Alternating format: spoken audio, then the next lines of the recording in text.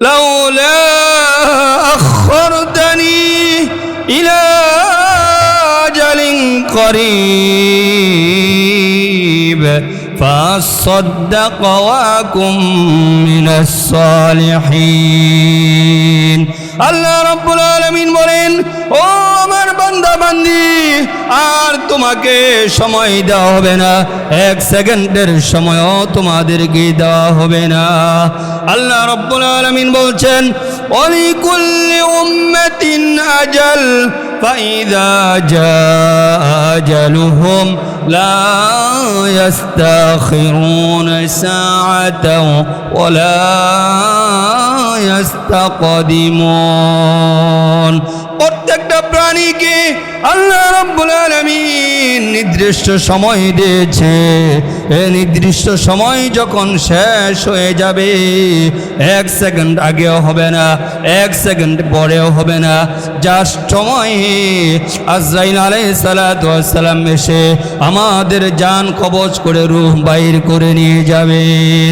যদি ভালো আমল করেন কবরের শান্তি পাবেন, যদি ভালো আমল করেন কবরটা নবীজি বলেছেন আল্লাহ রাব্বুল আলামিন জান্নাতের টুকরা বানিয়ে দিবে। আর যদি ভালো আমল না করেন তাহলে কবরের মধ্যে সাপ আসবে, বিচ্ছু আসবে। ভাইয়ের আমার, অনেক কষ্ট কবরের ভিতরেও বুক করতে হবে যদি নাফরমান হন। নাফরমানদের শাস্তি হবে। রাসূল সাল্লাল্লাহু আলাইহি ওয়াসাল্লাম বলছেন, কবরের নাফরমানকে এমনভাবে কষ্ট দেওয়া হবে, দুই পাশের মাটি এমনভাবে চাপা দিবে, তখন এক পাশের হাড়গুলো অন্য পাশে এইভাবে ঢুকে যাবে। আমরা অনেক সময় বলি মায়ের দুধ মুখ দা বাইর হয়ে গেছে, যেমন আমার ওই সময়ও মুখ দিয়া গল গল করে রক্ত বাইর হবে, পানি বাইর হবে, চিৎকার পারবেন, কোনো লাভ হবে না। যতই চিৎকার পারেন কোনো লাভ হবে না। ভাইয়ের আমার, মিজানের পাল্লায়ও ওই সময়ও কষ্ট হবে আমল নামা দেওয়ার সময়। জাহাঙ্গীরনগর সৌদি মসজিদের উদ্যোগে কবরবাসীদের রুহের মাগফিরাতের জন্য 25তম বার্ষিক ওয়াজ ও দোয়া মাহফিল। আজকের এই মাহফিলের সম্মানিত সভাপতি সাহেব, প্রধান অতিথি, বিশেষ অতিথি এবং আমার শ্রদ্ধেয় সম্মানিত অত্র মসজিদের ইমাম সাহেব হুজুর, সকলের প্রতি এবং পর্দার অন্তরালে আমার মা ও বোনেরা, আমার প্রাণপ্রিয় কলিজার টুকরা যুবক ভাইয়েরা, আমার সামনে বসা মুরব্বী বাজানরা, সকলের প্রতি আমার অন্তঃস্থল থেকে আন্তরিক মুবারকবাদ। আসুন আমরা সকলে আকাশ বাতাসকে মুখরিত করে আল্লাহ রব্বুল আলামিনের দরবারে শুকরিয়া জ্ঞাপন করি। আল্লাহ রব্বুল আলামিন আমাদেরকে আজকে এই কোরআনের বাগানের ভিতর, জান্নাতের বাগানের ভিতর আসার এবং বসার তৌফিক দান করেছেন। এই জন্যে আমরা আল্লাহ রব্বুল আলামিনের দরবারে কালিমাতুশ শুকর আদায় করি। আমরা সকলে পড়ি আলহামদুলিল্লাহ। কোরআনুল কারীম থেকে আমি যে আয়াত তেলাওয়াত করেছি, এই আয়াত আমরা অনেকে পারি, ঠিক কিনা? কোরআনুল কারীম কত পারা? 30 পারা, মাশাআল্লাহ। তো আমি যে সূরা তেলাওয়াত করেছি, যে সূরা থেকে তেলাওয়াত করেছি, এই সূরার নাম হলো সূরা বাকারা। তো 30 পারা কোরআনুল কারীম থেকে প্রথম পারার সূরা বাকারা থেকে আমি প্রথম আয়াত তেলাওয়াত করেছি। আল্লাহ রব্বুল আলামিন এই সূরা বাকারার প্রথম আয়াতে আল্লাহ রব্বুল আলামিন চ্যালেঞ্জ করেছেন, বিসমিল্লাহির রহমানির রহিম,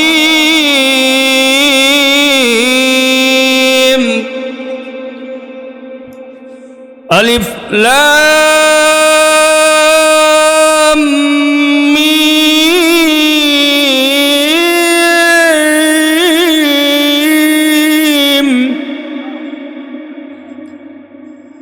যালিকাল কিতাবু লা রাইবা ফীহি হুদাল লিল মুত্তাকিন।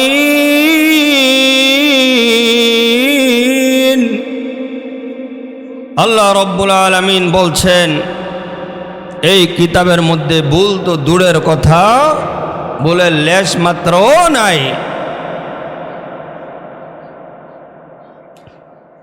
আল্লাহ রাব্বুল আলামিন এই পবিত্র কোরআনুল কারীম আল্লাহ তাআলা নাজিল করেছেন। আর আল্লাহ তাআলা এই কোরআনুল কারীম নাজিল করে এই কোরআনুল কারীমের হেফাজত স্বয়ং আল্লাহ নিজে করবেন, এই কথা আল্লাহ তাআলা নিজেই ঘোষণা করেছেন। ভাইয়ের আমার, বাবা আদম আলাইহিস সালাতু ওয়াস সালাম থেকে নিয়ে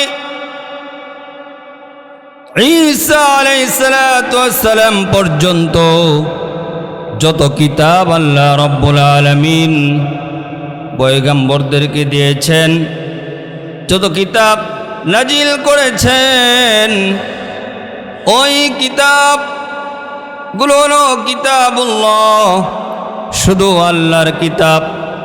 কিতাবুল্লাহ শুধু আল্লাহর কিতাব। তাওরাত, জবুর, ইনজিল। এই তাওরাত, জবুর, ইনজিল এই কিতাবগুলোর মধ্যে বর্তমানে পরিবর্তন বর্ধন করা হয়েছে, কত কাটছিট করা হয়েছে। কারণ বাবা আদম আলাইহিস সালাতু ওয়াস সালাম থেকে নিয়ে ঈসা আলাইহিস সালাতু ওয়াস সালাম পর্যন্ত যত সহিফা কিতাব আল্লাহ রাব্বুল আলামিন নাজিল করেছেন, দিয়েছেন, ওইগুলোর দায়িত্ব আল্লাহ রাব্বুল আলামিন নেন নাই, গ্রহণ করেন নাই, আল্লাহ দিয়েছেন। কিন্তু কোরআনুল কারীম আল্লাহ রাব্বুল আলামিন নাজিল করেছেন। আর কোরআনুল কারীমকে আল্লাহ রাব্বুল আলামিন হেফাজত করবেন। 1400 বছর আগে কোরআনুল কারীম আল্লাহ রাব্বুল আলামিন নাজিল করেছেন।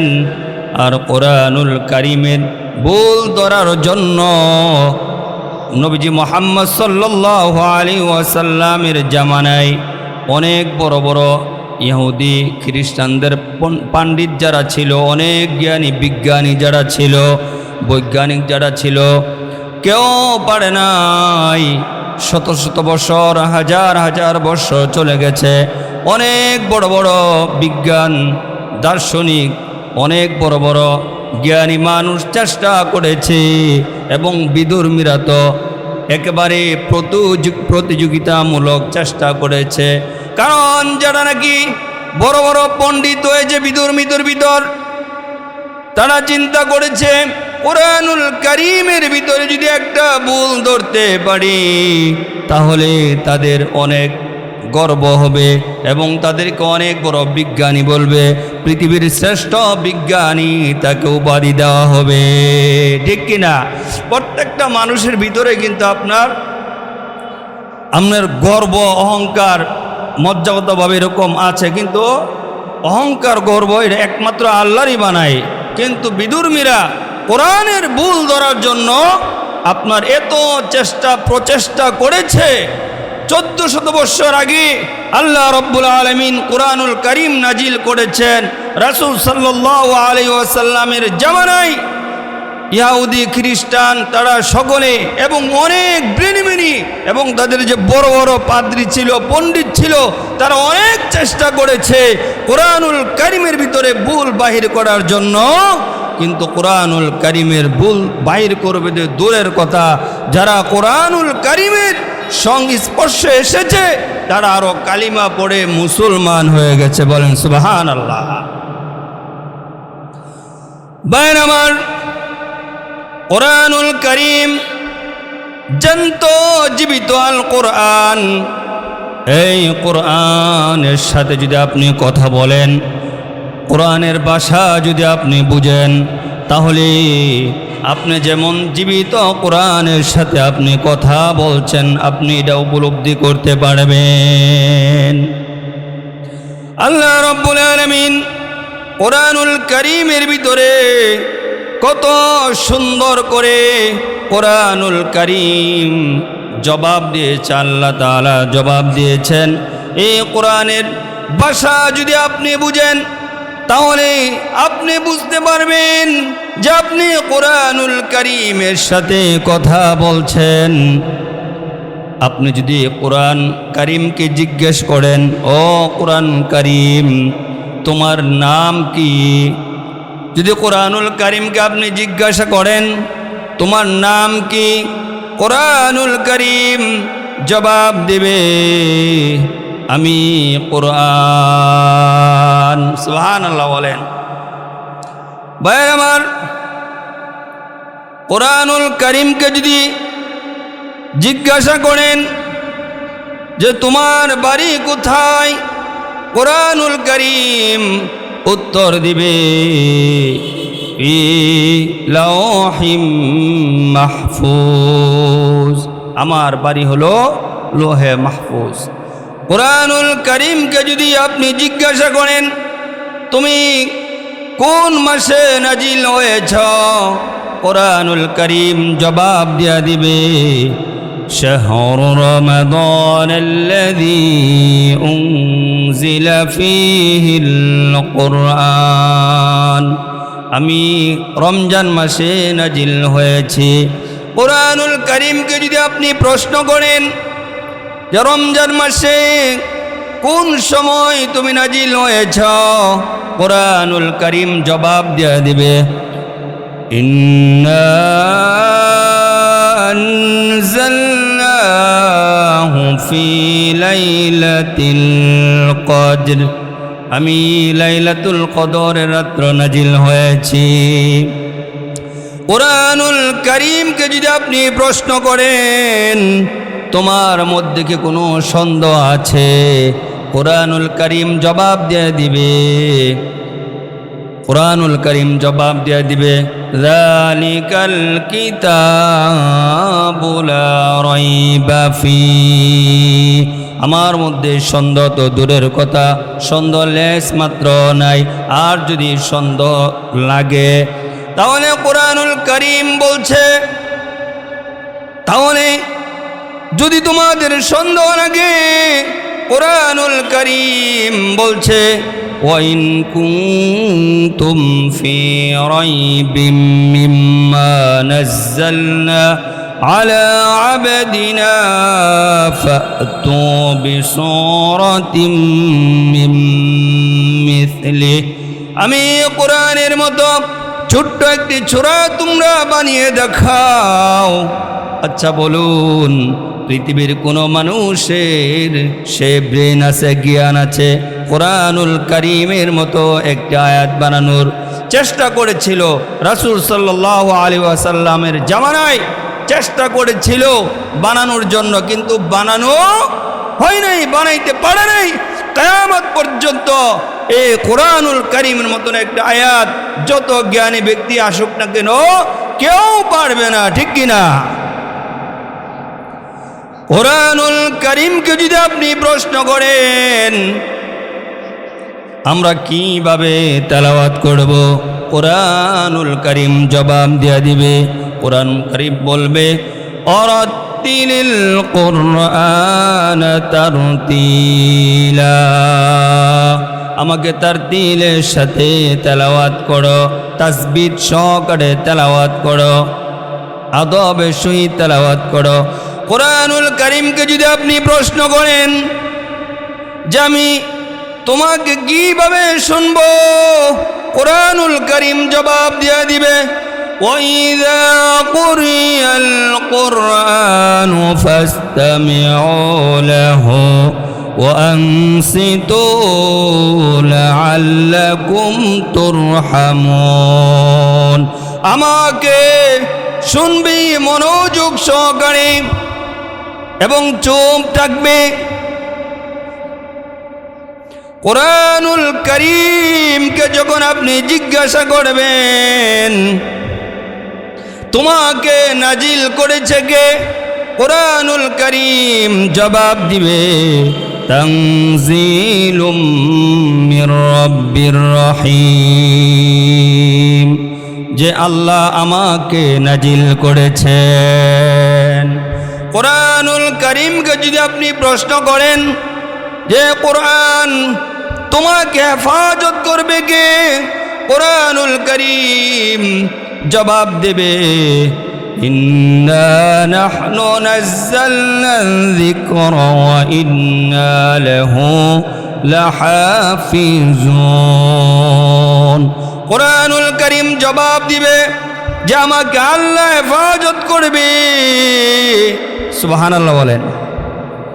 ভাই আমার, এমনভাবে কোরআনুল কারীমের সাথে যদি আপনি কথা বলেন তাহলে আপনি বুঝতে পারবেন যে কোরআনুল কারীম জ্যান্ত জীবিত আল কোরআন। আল্লাহু আকবার বলেন। কোরআনুল কারীমকে যদি আপনি প্রশ্ন করেন তোমাকে কে নিয়ে আসছে দুনিয়াতে, কোরআনুল কারীম জবাব দিবে রূহুল আমিন, আমাকে জিবরাইল আমিন আলাইহিস সালাম নিয়ে আসছে। কোরআনুল কারীমকে যদি আপনি প্রশ্ন করেন তুমি কার উপর নাজিল হয়েছ, কোরআনুল কারীম জবাব দেবে নুজ্জিলা আলা মুহাম্মদ রাসূলুল্লাহ সাল্লাল্লাহু আলাইহি ওয়াসাল্লাম, আমি কোরআনুল কারীম নবীজি মুহাম্মদ সাল্লাল্লাহু আলাইহি ওয়াসাল্লামের উপর নাজিল হয়েছি। ভাইয়ের আমার, একের পর এক কোরআনুল কারীমকে যদি প্রশ্ন করেন, কোরআনুল কারীম থেকে এই পৃথিবীর সব কিছুর খবর কোরআনুল কারীমের ভিতরে আল্লাহ দিয়ে রেখেছেন। কোরআনুল কারীমকে যদি আপনি প্রশ্ন করেন সবচেয়ে সম্মানিত কিতাব কোনটি, কোরআনুল কারীম জবাব দেবে ইন্নাহু লাকুরআনুন কারীম, নিশ্চয়ই সবচেয়ে সম্মানিত কিতাব, আসমানের নিচে জমিনের উপরে সবচাইতে সম্মানিত কিতাব হলো আল কোরআন। কোরআনের চেয়ে বড় সম্মানিত কিতাব আছে আরো? ভাইয়ের আমার, সবচেয়ে সম্মানিত কিতাব হলো আল কোরআন। এই কোরআন অনুযায়ী যদি আমরা আমল করি, এই কোরআন অনুযায়ী যদি আমাদের জীবনকে পরিচালনা করি, কোরআন বলে আমাকে যারা আমল করবে, আমাকে যারা তেলাওয়াত করবে, আমি কোরআন তাদেরকে কারি বানিয়ে দিব। আমাকে যারা মুখস্থ করবে আমি তাদেরকে হাফেজ বানিয়ে দিব। আর আমাকে যারা অর্থ বুঝে পড়বে, ব্যাখ্যা বিশ্লেষণ করে বর্ণনা করবে, কোরআনুল কারীম তাদেরকে মুফাসসির বানিয়ে দিবে। কারীম বলে আর আমি কোরআন অনুযায়ী যদি জীবন পরিচালনা করে, আমি কোরআন জাহান্নাম থেকে বাঁচিয়ে, জাহান্নাম থেকে মুক্ত করে আমি কোরআন তাদেরকে জান্নাতে পৌঁছায় দিব। সুবহানাল্লাহ বলেন। আমরা সকলে জান্নাতে যেতে চাই কিনা? তাহলে কোরআনুল কারীম অনুযায়ী, কোরআন সুন্নাহ অনুযায়ী আমাদের এই জীবনকে পরিচালনা করতে হবে, ঠিক কিনা? ভাইয়ের আমার, কুল কায়নাত, এই পৃথিবী কেমন ভাবে চলবে সেই দিক নির্দেশনা কোরআনুল কারীমের ভিতরে আছে না নাই? আছে না নাই? কোরআনুল কারীমের ভিতরে সংসদ থেকে নিয়ে রান্নাঘর পর্যন্ত কিভাবে পরিচালনা হবে সব কথা কোরআনুল কারীমের ভিতরে আল্লাহ দিয়েছেন। সুবহানাল্লাহ বলে। ভাই আমার, কোরআনুল কারীম অনুযায়ী যদি আমরা আমল করি, হযরত ওমর রাদিয়াল্লাহু আনহু বলেন, কোরআন অনুযায়ী যদি মানুষ আমল করে, ওই মানুষের সম্মান ইজ্জত দুনিয়া আখিরাতে আল্লাহ বাড়িয়ে দিবেন। ভাইয়ের আমার, তাহলে কোরআন অনুযায়ী আমাদের আমল করতে হবে। তো আমল করতে গেলে এলেমের প্রয়োজন আছে, ঠিক কিনা? এলেম যদি না থাকে তাহলে আমরা কিভাবে আমল করব?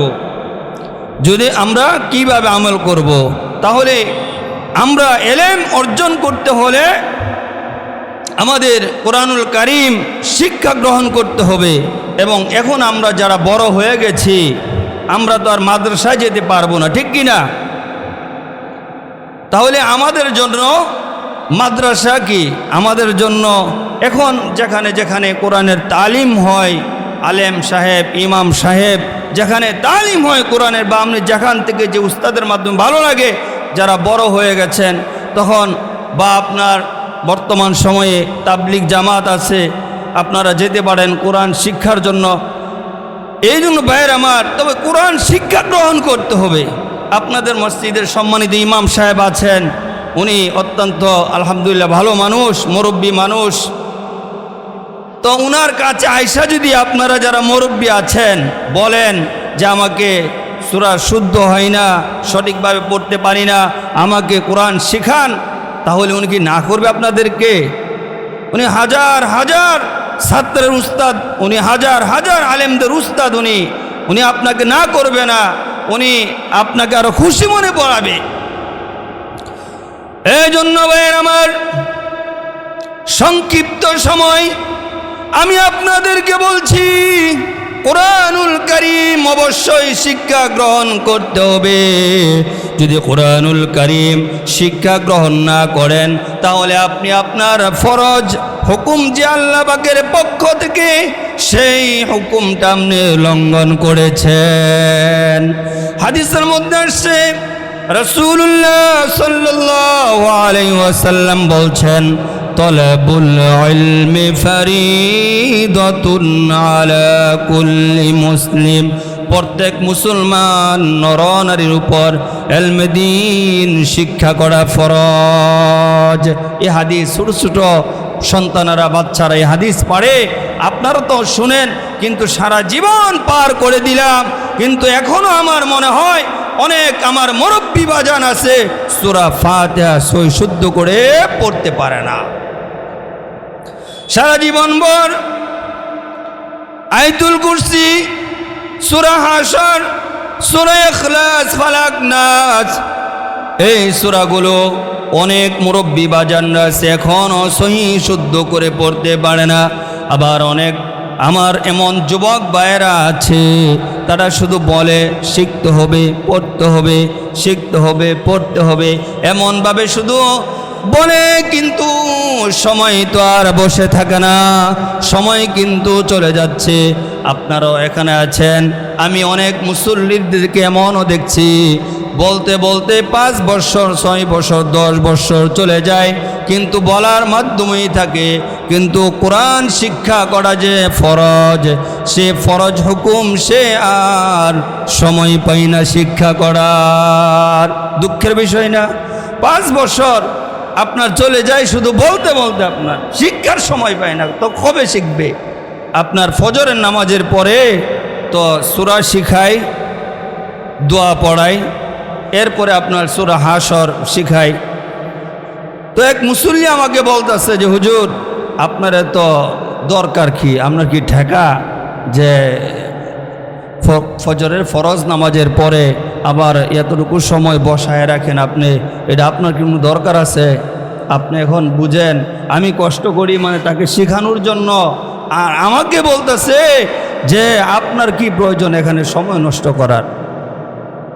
তাহলে মুসলমান, সে মুসলমান হওয়ার পরেও কেমন ধরনের বেঈমানিমূলক কথা বলেছে, অথচ কোরআন নাজিল করেছেন এবং কোরআনের শিক্ষা করা আল্লাহ ফরজ করেছেন। মুসলমান হওয়ার পরেও এমন কথা কেমন ভাবে বলে? আমার ভাইয়েরা, যদি কিয়ামতের মাঠে যারা কোরআনের ইলম শিক্ষা করেন নাই, কোরআন সুন্নাহর ইলম শিক্ষা করেন নাই, কিয়ামতের মাঠে যদি জিজ্ঞাসা করা হয় তোমাকে 50 বছর সময় দিলাম, 60 বছর সময় দিলাম, 70 বছরের সময় দিলাম, তুমি আমার কালামুল্লাহ, আমার কথা কোরআনের ভিতরে কার কথা? আল্লাহর। কার কথা? কোরআন কালামুল্লাহ, আল্লাহর কথা। আগে যত কিতাব নাজিল করেছে সেগুলো হলো কিতাবুল্লাহ, আর কোরআনুল কারীম হলো কালামুল্লাহ। আল্লাহ রব্বুল আলামিন যদি কিয়ামতের মাঠে আমাদেরকে প্রশ্ন করেন, জিজ্ঞাসা করেন, আমি আল্লাহ যে কোরআন দিলাম 60-70 বছরের ভিতরে তোমরা কি আমি কোরআনের একটি সূরা বা নামাজ পড়তে যে সূরাগুলো লাগে, জীবন পরিচালনা করতে যতটুকু এলেম লাগে, এই এলেম এবং কয়েকটি সূরা তোমরা কি সহিহ শুদ্ধ করে মুখস্থ করতে পারো না? তাহলে কিয়ামতের মাঠে কি জবাব দিব? আল্লাহ তাআলা যদি জিজ্ঞাসা করেন যে তোমাকে 60-70 বছর সময় দিলাম, এর ভিতরে তুমি নামাজ আদায় করবা, কয়েকটি সূরা লাগে, এই সূরাগুলো তোমরা সহি শুদ্ধ করে পড়তে শিখতে পারলা না, 60-70 বছর সময় তুমি নষ্ট করে দিলা, কি জবাব দিব? জবাব আছে? ভাইয়ের আমার, আমরা ভুল করেছি, আল্লাহর কাছে ক্ষমা চাবো, এরপরে শিক্ষা করার চেষ্টা করব ইনশাআল্লাহ। কিন্তু আমাদের ছেলে মেয়েদেরকে মাদ্রাসায় পড়াবো। যারা দাদা আছেন, দাদি আছেন, বাবা আছেন, মা আছেন, আমি আপনাদেরকে অনুরোধ করে বলবো, যদি কোরআনুল কারীমের শিক্ষা ছেলে মেয়েদেরকে দিতে পারেন, এই ছেলে মেয়েরা মৃত্যুর সময় কোরআনুল কারীম পড়ে আপনার জন্য দোয়া করবেন। ভাইয়ের আমার, গভীর মনোযোগ দিয়ে শুনেন, আপনার মৃত্যুবরণ করার পরই আপনি অন্য জায়গা থেকে আলেম আনলেন, যত বড় আলেম মানেন না কেন, আপনি যদি মক্কা মদিনার ইমাম আনেন, আপনার জন্য দোয়া করানোর জন্য উনাদের মনের যে টান লাগবে, উনাদের মনের যে মহাব্বত আপনার প্রতি হবে, সেটা ক্ষণিকের জন্য চোখ দিয়া পানি আসতেও পারে, নাও আসতে পারে। দোয়া করবে আল্লাহর কাছে মাফ করার জন্য। কিন্তু আপনার সন্তান যদি হাফেজ হয়, আপনার সন্তান যদি আলেম হয়, আপনার পাশে এসে বা আপনি যদি কবরে থাকেন, আপনার কবরের পাশে দাঁড়িয়ে শুধু যখন দাঁড়াবে, চোখ দিয়া টলমল করে পানি বাইর হইতে থাকবে। এটা একটা রক্তের মহাব্বত, কলিজার মহাব্বত আপনার সন্তানের সাথে। এই জন্য ভাইয়ের আমার, আমাদের ছেলে মেয়েদেরকে কোরআনের শিক্ষা, কোরআন সুন্নাহর শিক্ষা আগে দিব, এরপরে অন্য শিক্ষা। যদি কোরআন সুন্নাহর শিক্ষা আগে দেন, তাহলে সে কোনো দিন, ওই ছেলে মেয়েটা কোনো দিন পথভ্রষ্ট হবে না। যাদের ছেলে মেয়েরা মাদ্রাসায় লেখাপড়া করছে তাদের তকদির ভালো, ধন্যবাদ। এবং আমি প্রত্যেকটা ছাত্রের জন্য, ছাত্রীর জন্য দোয়া করি আল্লাহর কাছে, আল্লাহ রব্বুল আলামিন যেন প্রত্যেকটা ছাত্র এবং ছাত্রীকে বড় মুহাক্কিক আলেম হিসাবে আল্লাহ কবুল করে নেন। ভাইয়ের আমার, কোরআনুল কারীমের ভিতরে এই দেশ কিভাবে পরিচালনা হবে সে কথা আছে না নাই?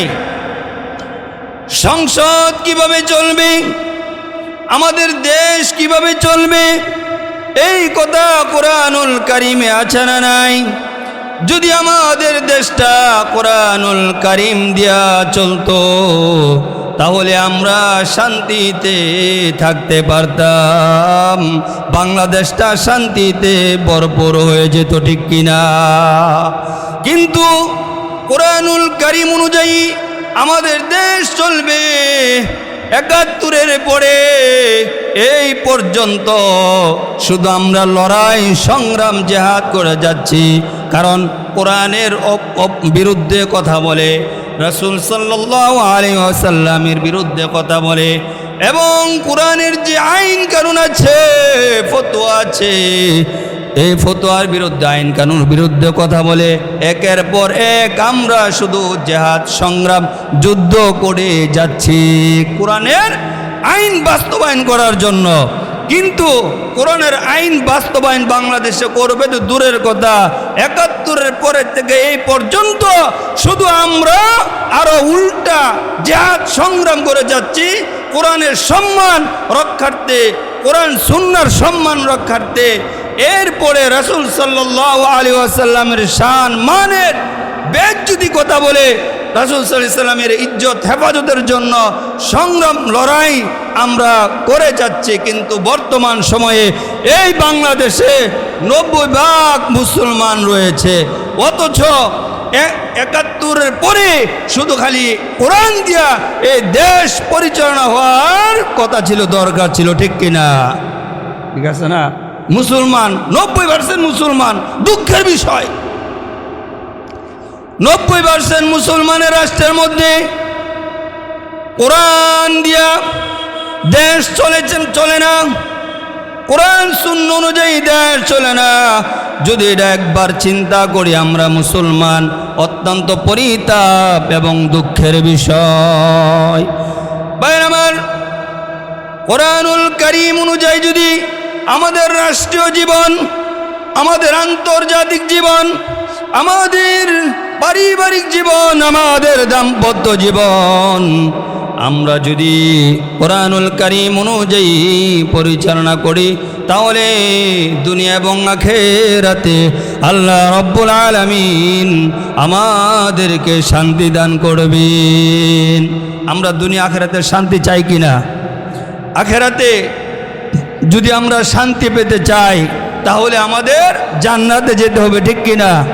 আমরা তো জাহান্নাম থেকে মুক্তি চাই কিনা? আমরা সকলে জান্নাতে যেতে চাই। কোরআনুল কারীম বলছে কারা জাহান্নামে যাবে আর কারা জান্নাতে যাবে। কোরআনের ভিতরে আছে না নাই?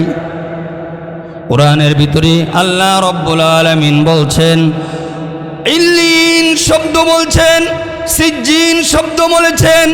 ইল্লিন হলো উপরে, অর্থাৎ দুনিয়ার মধ্যে যে আমরা কর্ম করি, আমল করি, আমাদের আমলগুলা ইল্লিনের মধ্যে জমাট হয়।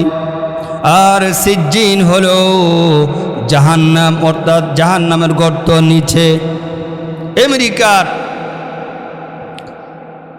আমেরিকার একজন বিজ্ঞানিক, তার নাম হলো এস বুক, সে আমনের নিচে মানে মাটির নিচে কি আছে, মাটির তলদেশে কি আছে সেটা যাচাই করার জন্য অনেক দূর আপনি খনন করে, প্রায় আপনার 1200 কিলোমিটারের মতো আপনি খনন করে যখন গেল, গিয়া দেখে মানে আর যাওয়া সম্ভব না, তখন আপনার যে মাইক্রোফোন আছে, এই মাইক্রোফোন আপনার কি করলো, এই যে গর্ত করেছে, খনন করেছে, এই মাইক্রোফোন আপনার দিল। দেওয়ার পরে মানে আওয়াজ শোনার জন্য, কিসের আওয়াজ শোনা যায় এই তল দেশে, তখন উনি বুঝতে পারলো যে চিৎকারের আওয়াজ আসছে, এমনভাবে চিৎকারের আওয়াজ আসছে। কিন্তু উনি বুঝতে পেরেছে যে মহিলাদের কণ্ঠের আওয়াজ বেশি, মহিলাদের কণ্ঠের আওয়াজ বেশি। আর হাদিসের মধ্যে তো আসছে, রাসূল সাল্লাল্লাহু আলাইহি ওয়াসাল্লাম বলছেন যে মেরাজে গিয়া দেখেছেন যে মহিলারা ওই জাহান্নামে বেশি।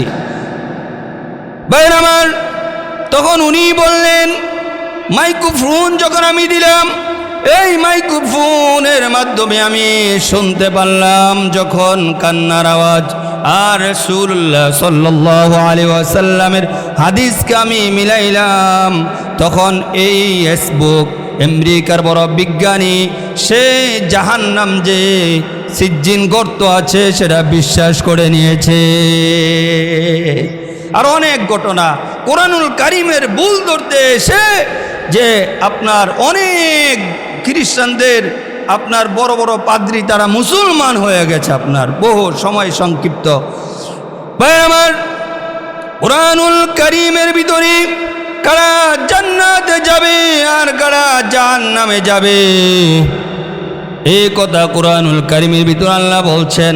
কোরআনুল কারীমে বলছেন কিরামান কাতিবিন।